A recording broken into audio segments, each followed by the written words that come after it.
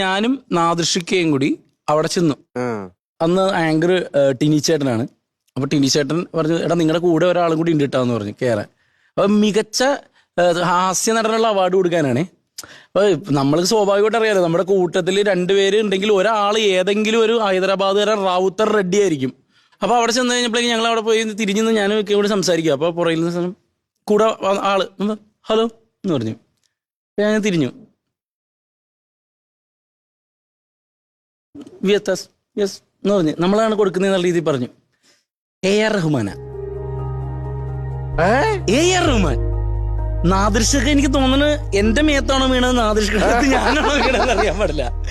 കിളി പോയി. പുള്ളിയുടെ കൂടെ സീരിയസ്ലി പുള്ളിക്ക് എനിക്ക് 100% ഉറപ്പാണ് പുള്ളിക്ക് ഞാൻ ആരാണെന്നോ നാദൃശക്കാരാണെന്ന് അറിയാൻ പാടില്ല.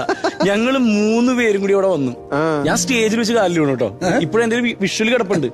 കാരണം എന്ത് ചെയ്യണം എന്ന് അറിയാൻ പാടില്ലേക്ക, നേരെ കാലിൽ വീഴാണ്. നാദൃശക്ക് പിന്നെ കുറച്ച് ബുദ്ധിയുള്ളതുകൊണ്ട് നാദൃശക്ക് വീണില്ല. പക്ഷെ അവിടെ നിന്ന് ഈ ഇദ്ദേഹത്തിന്റെ കൂടെ നിന്ന് ഇദ്ദേഹമാണ് മികച്ച ഹാസ്യനടനുള്ള സൗബിൻ ഷാഹിറിനാണെന്ന അവാർഡ്. സൗബിൻ ചേട്ടനെ വിളിച്ച് കയറ്റി. ഒരിക്കലും നമ്മൾ വിചാരിക്കില്ലല്ലോ, മ്യൂസിക്കുമായി ബന്ധപ്പെട്ടിട്ടല്ലേ ഇദ്ദേഹം അവാർഡ് കൊടുക്കുക. റഹ്മാൻ സാറിന്റെ ഒപ്പം നിന്ന് ആ ഒരു പിക്ക് എന്റെ ജീവിതത്തിലെ ഏറ്റവും വലിയ എക്സൈറ്റ്മെന്റുകളിൽ ഒന്നാണ്.